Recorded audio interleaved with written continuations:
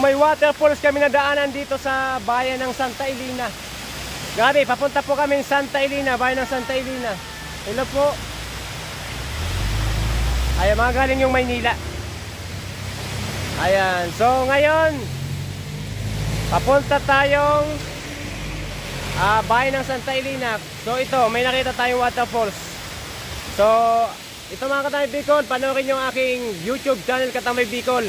So i-update ko po kayo sa mga kalsada ngayong araw na to.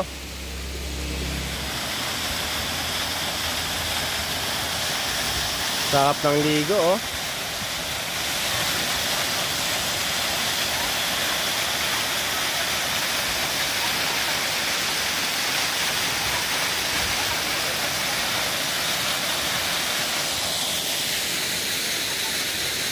So ito pong kalsadang ito, papuntang Maynila. Ito naman papasok ng Dait, Camarines Norte. So grabe, napakaganda pala ditong magbiyahe. So walang mga lubak na makakamdaman kayo, makakanasan. At may nadaanan pa tayong waterfalls, so. Sir, ano yan taas na yan? Bukal? Bukal? Bukal sa taas? Ayos ah. Pinagkukuha po ma'am ng tubig? Pinag-inuman sa taas? Pwedeng inuman? Pero po, galing yan sa bukal doon, sa taas. Ayos ah. Ito pa ng tubig na itong umaagos na to.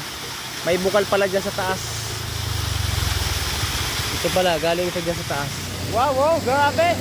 Ganda dito. Galing dito maligo, nasa tabing kalsada lang.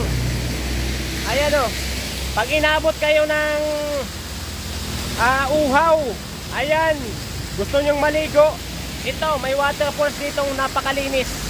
Ang taas pala nito, bukal, iniinuman daw ito.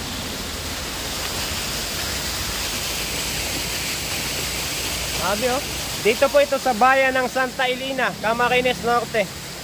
So, nadaanan lang namin po habang nagbabiyahe kami.